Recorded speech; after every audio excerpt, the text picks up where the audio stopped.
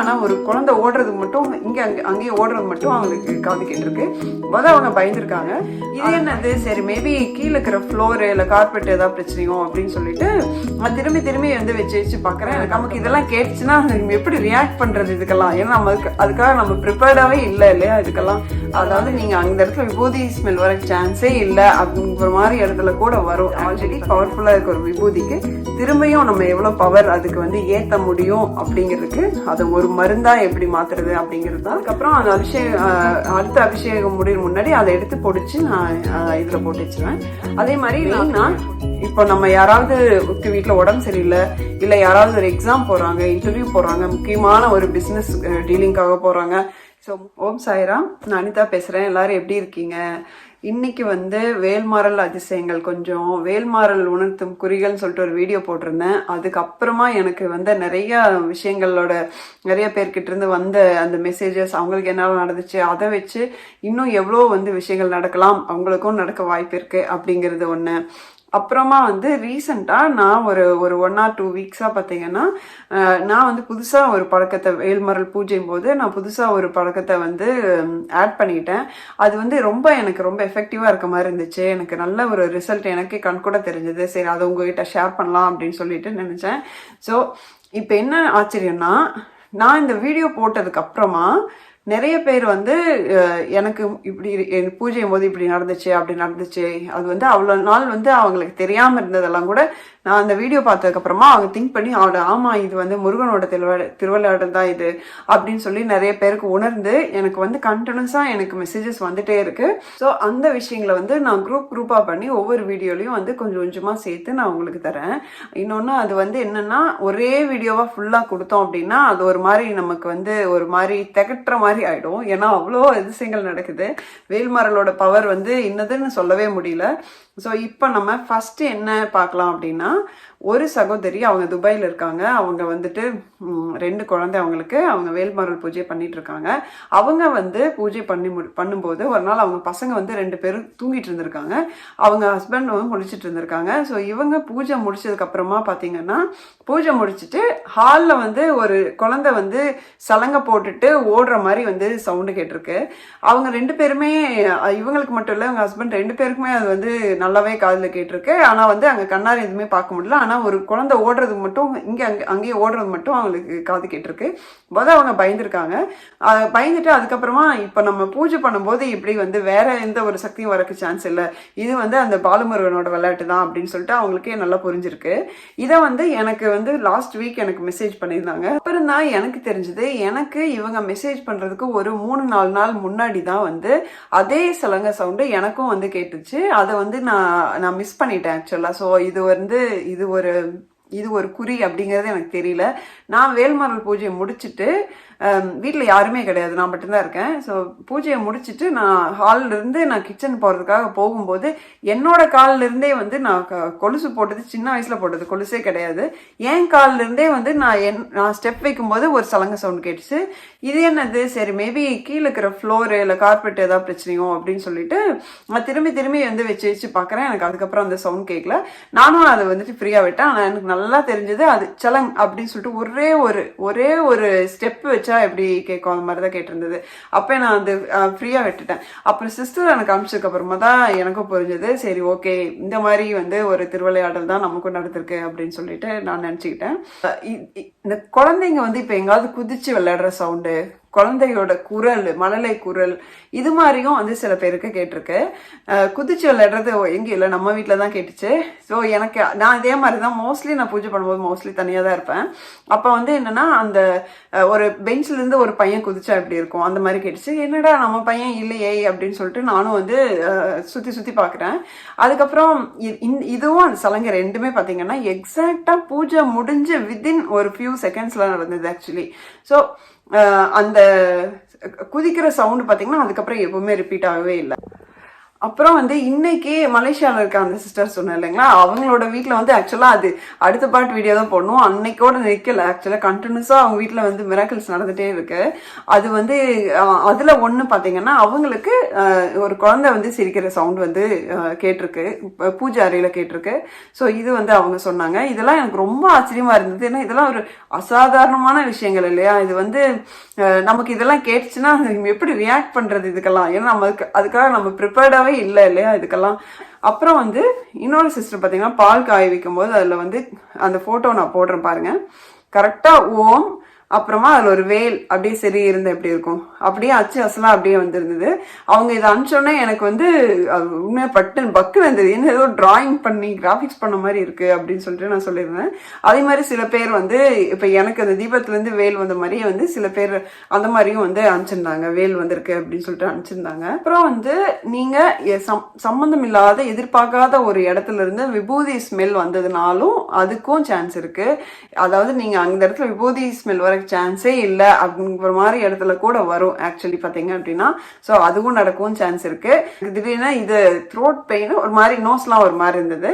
சரி அப்படியே தூங்க போனேன், ரொம்ப டயர்டு எனக்கு. சரி அப்படியே தூங்கினேன்னா கண்டிப்பாக த்ரோட் பெயினில் மாட்டிக்குவேன்னு எனக்கு தெரியும். ஆனால் சரி அட்லீஸ்ட் எந்திரிச்சு விபூதி வச்சுட்டாவது, நம்ம விபூதி எல்லாம் இங்கெல்லாம் அப்ளை பண்ணிட்டாவது படுக்கலாம் அப்படின்னா எனக்கு அதுக்கு கூட முடியல, எனக்கு ரொம்ப டயர்டு. அப்போ என்ன பண்ணேன்னா என்னால் ஐயோ முடியலையேன்னு தூங்கிட்டேன்.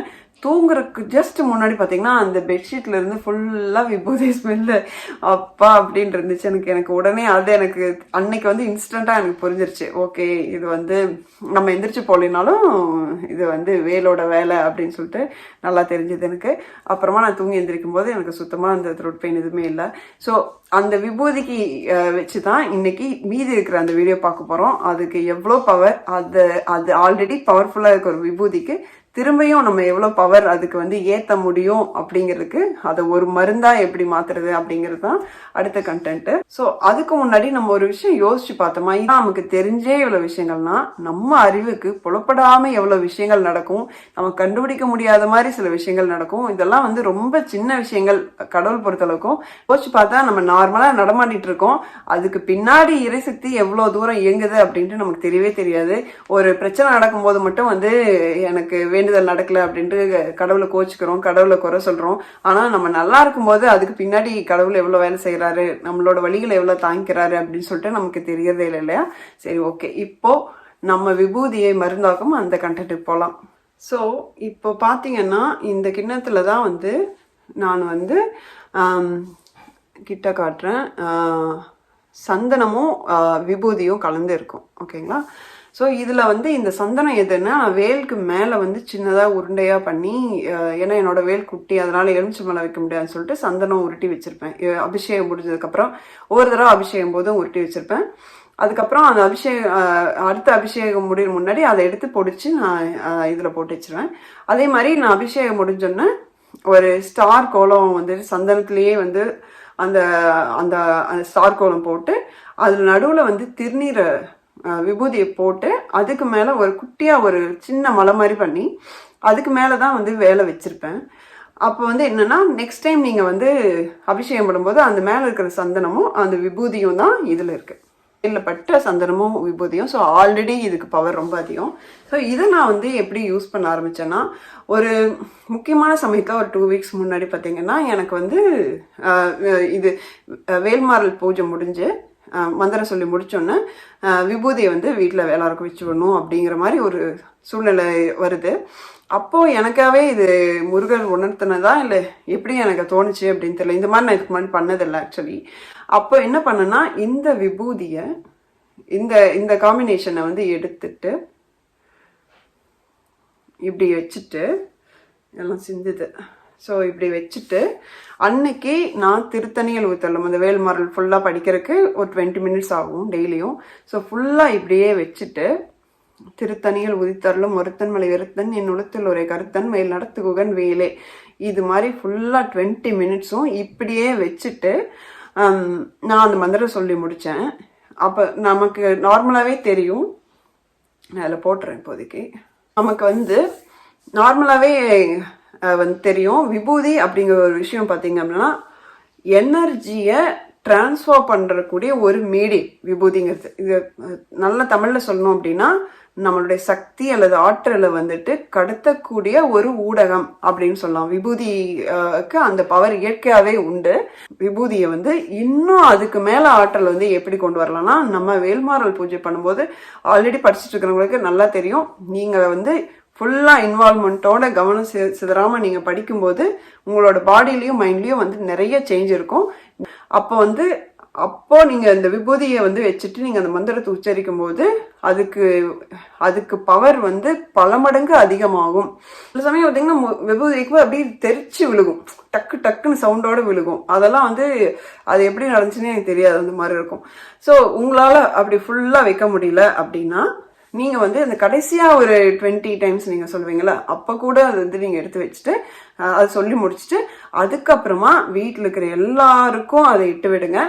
மெயினாக இப்போ நம்ம யாராவது வீட்டில் உடம்பு சரியில்லை, இல்லை யாராவது ஒரு எக்ஸாம் போகிறாங்க, இன்டர்வியூ போகிறாங்க, முக்கியமான ஒரு பிஸ்னஸ் டீலிங்காக போகிறாங்க, ஸோ முக்கியமான சில தொழில் சம்மந்தமாக ஏதோ ஒரு வேலை பண்ண போகிறாங்க, இல்லை நீங்கள் ட்ராவல் பண்ணுறீங்க, இல்லை இந்த மாதிரி எந்த விஷயமா இருந்தாலும் நம்ம சும்மாவே சாமி விட்டு திண்ணீர் வச்சுட்டு போவோம். பட் நீங்கள் இந்த மாதிரி மந்திரம் சொல்லும்போது உங்களோட அந்த மந்திரத்தோட பவரையும் வந்துட்டு சேர்த்து அந்த திருநீல இறக்கி அதுக்கப்புறமா நீங்கள் எல்லாருக்கும் வச்சு விடுங்க.